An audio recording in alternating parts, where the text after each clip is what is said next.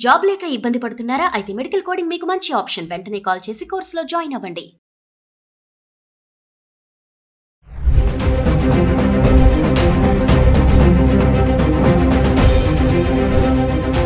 Hi hello నమస్తే, welcome back to Suman TV. ప్రస్తుతం మనతో పాటు ఉన్నారు analyst and TEDx speaker Nandi Rameshwar Rao గారు. సార్తో మాట్లాడదాం. నమస్తే సార్. నమస్తే. సార్, అమెరికాలో కొన్ని కంపెనీస్ హింట్ ఇస్తున్నాయి, H1B వీసాదారులు ఎవరైతే ఉన్నారో మీరు వదిలిపెట్టి వెళ్ళకండి, ఇండియాకి వెళ్తే మళ్ళీ ఎంట్రీ ఉంటుందా ఉండదా అనేది డౌట్ అని చెప్తున్నారు. ఏంటంట సార్, హెచ్చరిక ఎందుకు ఇస్తున్నారు అంటారు? హెచ్చరికలు ట్రంప్ గారు వచ్చిన తర్వాత ఎవ్రీ డే ఒక సంచలన వార్త. ఎందుకంటే ఇప్పుడు నేను చెప్పా కదా, ఎవరైనా ఒక మనిషిని కారణం లేకుండా కొట్టారనుకోండి, మీ హైలైట్స్ వస్తారు. మినిస్టర్ ఎమ్మెల్యే లాస్ట్ టైం ఎవరు కొట్టారు, ఒక ఆయన. ఏమైంది, హెడ్లైన్స్ వచ్చేసింది. మీకు డబ్బులు కూడా మీ దగ్గర అడ్వర్టైజ్మెంట్ డబ్బులు ఖర్చు పెట్టారు, డబ్బులు కూడా అక్కర్లే. ఫలానా మనిషి ఎమ్మెల్యేని కొట్టాడు, అది పెద్ద సంచలనం. అట్లా ట్రంప్ గారు ఏంటంటే ఎవ్రీడే ఆయన న్యూస్లో ఉండాలనుకుంటాడు.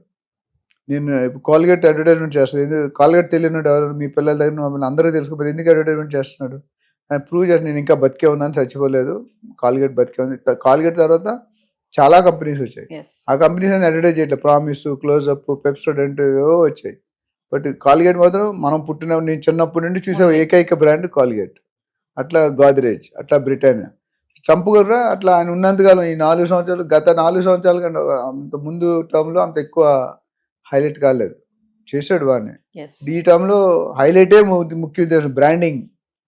సో ఆయన ఏంటి, మొదటి నుండి కూడా ఏమంటారు, వీసా ప్రాసెస్ కానీ, లాటరీ సిస్టమ్ కానీ, ఇమ్మిగ్రేషన్ సిస్టమ్ కానీ చెక్ చేస్తాం, అక్కడ ఇల్లీగల్ ఉంటే పంపించేస్తాం, మేము కొత్త వాళ్ళు పెట్టుకుంటాం, కొత్త వాళ్ళ టీంని డెవలప్ చేసుకుంటాం, మిమ్మల్ని మాత్రం మా సంపాదన అంతా మీరు తీసుకుపోతున్నారు, మా కంట్రీ వాళ్ళు ఇబ్బంది పెడుతున్నారు అనే ధోరణిలోనే గత జనవరి 20లో ఆయన ప్రెసిడెంట్గా వచ్చాడు. జనవరి 20, ఫిబ్రవరి, మార్చ్, ఏప్రిల్, ఆల్మోస్ట్ 3.5 months అయిపోయింది. 3.5 monthsలో మేబీ 30-40 డెసిషన్స్ మార్చేసి ఉంటాడు. దాదాపు 150 ఈవోల మీద సైన్ చేశాడు, ఎగ్జిక్యూటివ్ ఆర్డర్స్. సైన్ చేస్తే మాత్రం క్యాబినెట్, సెనేట్ అని ఉంటాయి వాళ్ళు. మనకి ఎట్లయితే అసెంబ్లీ, రాజ్యసభ, లోక్సభ ఉందో అట్లా అక్కడ కూడా ఉంటాయి. వాళ్ళు ఒప్పుకుంటేనే అది ఎంప్లాయ్, లేకపోతే మళ్ళీ బ్యాక్ వెళ్ళిపోతుంది. సో ఇక్కడ ఏమవుతుందంటే, ఎస్పెషల్లీ కంపెనీస్ ఏవైతే ఉన్నాయో, యుఎస్ కంపెనీస్, మైక్రోసాఫ్ట్ కానీ, అమెజాన్ కానీ, గూగుల్ కానీ, టాప్ మల్టీనేషనల్స్, వీళ్ళందరూ ఏం చేస్తారంటే, గవర్నమెంట్ ఇప్పుడు ఏమంటలేదు, ట్రంప్ని దృష్టిలో పెట్టుకొని ఫ్యూచర్లో ఈయన ఏ డెసిషన్, ఏ టైంలో, ఎలాంటి డెసిషన్ తీసుకుంటే ఆయనకి కూడా అసలు ఆయనకే తెలియదు, రేపు ఈ డెసిషన్ తీసుకుంటాను. దాన్ని వీళ్ళు ముందే పసిగట్టి కొద్ది సర్వేలో తెలిసిందంటే, ఒక్కసారి మీరు ఇండియాకి వెళ్ళారంటే నన్ను అక్కడే ఆపేస్తాడు, ఇక్కడ రాని బార్డర్లో కట్ చేస్తాను మిమ్మల్ని. ఆయన ఒక ఎక్కడో ఇన్నర్ సోర్సెస్ ద్వారా. ఇప్పుడు ఎలన్ మస్క్ కూడా అదే ప్రాబ్లం కదా, ఎలన్ మస్క్ కూడా ఎంప్లాయీస్ బయట నుండి ఉన్నారు, H1B వీసాలోనే చాలా ఉన్నారు. మొదట్లో మనం చూసుకుంటే ఆయన అంశం ఎత్తున్నట్టు ఇద్దరికి మధ్య కొద్దిగా స్ప్లిట్ అనేది జరిగిన తర్వాత ఒక సర్దుమడిగింది. ఇప్పుడు ఈ మైక్రోసాఫ్ట్, అమెజాన్, గూగుల్ ఇలాంటి కంపెనీలు చాలా ఉన్నాయి. మనకు తెలిసి 3-4 కంపెనీలు చెప్పాము.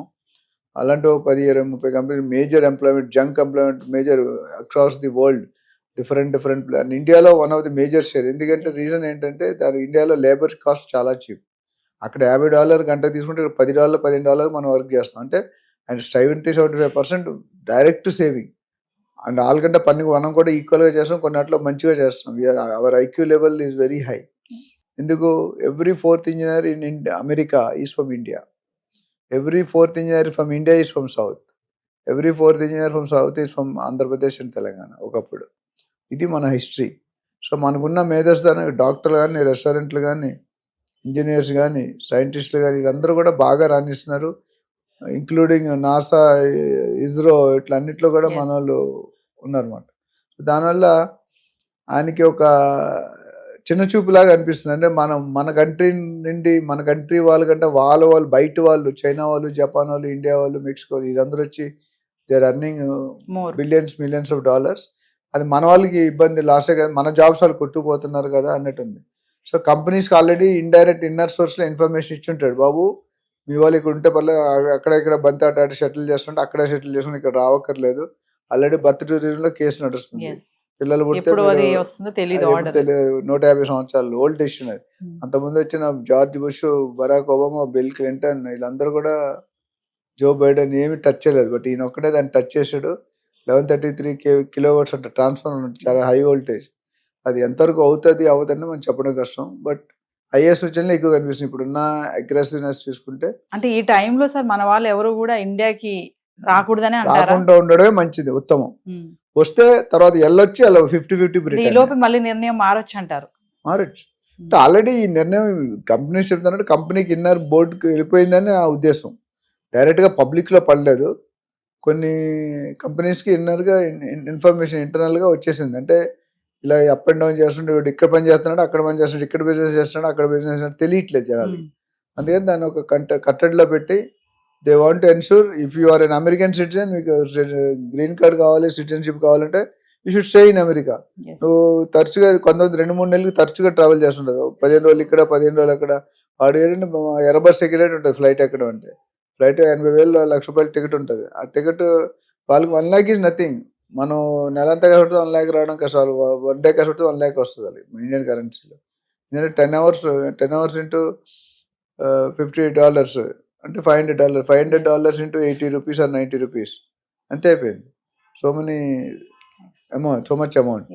దానివల్ల ఏమిటంటే మా అమెరికన్ సిటిజన్షిప్ కావాలన్నా, గ్రీన్ కార్డ్ హోల్డర్స్ అయినా they should stay more time in America than other countries. మీరు నేటివ్ ప్లేస్కి వెళ్ళి చూసి ఎప్పుడో వారానికి సంవత్సరానికి ఒకసారి అనేది ఓకే. కొంతమంది ఎస్పెషల్లీ టూరిజం వాళ్ళు, బిజినెస్ చేసేవాళ్ళు, ఇండివిజువల్ ఎంటర్ప్రెనర్స్ కానీ, పొలిటికల్ లీడర్స్ కానీ, వీళ్ళందరూ పెద్ద పెద్ద బిజినెస్ మెన్, ఇండస్ట్రియలిస్ట్ కానీ, వీళ్ళందరూ కూడా వెరీ ఫ్రీక్వెంట్గా because they have business across the globe. లేదా somebody have business in America and India, or America, London and India. దానివల్ల ట్రావెలింగ్ ఎక్కువ ఉంటుంది. గమనించారు already the US president is putting lot of things in survey. Already రీసెర్చ్లో పెట్టేశారు. ఎవడు ఏం చేస్తున్నాడు, ఏ ఇంట్లో ఏం జరుగుతుంది, ఏ కంపెనీలో ఏం జరుగుతుంది, ఏ ఇండస్ట్రీ ఉద్యోగం ఎలా వస్తున్నారు, ఏ బేస్లో ఇస్తున్నారు, ఇమిగ్రేషన్ ప్రాసెస్ ఎట్లా ఉంది, లాటరీ సిస్టమ్ ఎట్లా ఉంది, వీసా సిస్టమ్ ఎట్లా ఉంది, ఆప్షన్ ఓపీటీ ఎలా ఉన్నారు, F1 వీసా స్టూడెంట్స్ ఎలా ఉన్నారు, జాబులు ఎక్కడి నుండి వస్తున్నాయి, వాళ్ళు అసలు ఎలిజిబుల్ ఉన్నారా, జాబులు ఉన్నోళ్ళే ఉన్నారు, జాబులు లేని వాళ్ళు ఉన్నారు. ఇవన్నీ కూడా మనకి ఫస్ట్ FIR వచ్చేస్తుంది, ఫస్ట్ ఇన్ఫర్మేషన్ రిపోర్ట్. ఆ రిపోర్ట్ వల్ల ఇప్పుడు Elon Musk is main person in charge of DOGE, department of government efficiency. So అక్కడ నుండి ఇన్ఫర్మేషన్ జనరేట్ చేస్తున్నారు. ఇన్ఫర్మేషన్ జనరేట్ చేసి ప్రెసిడెంట్ గారికి ప్రజెంట్ చేస్తున్నాడు. చేసినప్పుడు ఈ రూల్స్ అన్నీ వస్తాయి. ఎందుకంటే ఈ wants to do something. Shiv Khera గారని ఒక మోటివేషన్ స్పీకర్ ఉన్నారు, బుక్స్ కూడా రాశాడు. ఆయన ఏమంటే if you want to get recognise, if you want, మీ టీవీలోనే there are 50 anchors. 50 anchors, why these top 3 anchors XYZ, ఏదో ఒక స్పెషాలిటీ ఉంటుంది, ఏదో క్వాలిటీ ఉంటుంది. అట్లా then you will be recognise. There are so many speakers like me. వాళ్ళు తప్పు చెడ్డండి, వాళ్ళ సెగ్మెంట్ వేరు, మన సెగ్మెంట్ వేరు, మోటివేషన్ వేరు, సబ్జెక్ట్ వేరు. మనం ఇప్పుడు 25,000 మందిని ట్రైన్ చేసాం, 25,000 మందికి ప్రాపర్టీ ఓనర్స్ హెల్ప్ చేసాం. సో ఆ ట్రాక్ రికార్డ్ మనకి హ్యాండ్స్ ఆన్ ఎక్స్పీరియన్స్ అందరికీ ఉంటుంది కదా. అట్లా మీకు యాంకరింగ్, అట్లా సైంటిస్టులు, రకరకాలు. సో ఇవన్నీ కూడా లెక్కలోకి వస్తాయి. ఈ రీసెర్చ్ మీద డోజ్ ఇచ్చిన ఎలన్ మస్క్ గారి ఇన్ఫర్మేషన్ అంటే పాలసీలు అబ్జర్వ్ చేయాలి, ప్రొసీజర్స్ అబ్జర్వ్ చేయాలి, దాన్ని ఎలా కరెక్ట్, ఎక్కడ లోపాలు ఉంటే అక్కడ కరెక్ట్ చేయాలనేది ఆయన main. Is an observer, political observer. మన కాంగ్రెస్ పార్టీకి, అది బీజేపీకి వస్తారు, మన వీరప్ప మొయిలీ, గులాం నబీ ఆజాద్, వీళ్ళందరూ మన అబ్జర్వర్స్ ఉంటారు. సో స్టేట్లో ఏముంది, కరెక్ట్ ఉంది, అలా అయితే హైకమాండ్కి రిపోర్ట్ ఇస్తారు. అట్లా డోజ్ అనేది ఏంటంటే గవర్నమెంట్ పాలసీలని రివ్యూ చేస్తున్నారు. ఏమైనా ఇన్ఎఫిషియన్సీ ఉంది అంటే వీ హావ్ టు కరెక్ట్. అంటే కంపెనీస్ అందరికి ఏదో సమ్ ఇన్ఫర్మేషన్ వచ్చిందంట, అసలు అందుకే అలర్ట్ చేస్తున్నారా మీరు ఎవరు వెళ్ళకండి ఎక్కడికి అనేసి, మళ్ళీ వెళ్తే రారు అనేసి?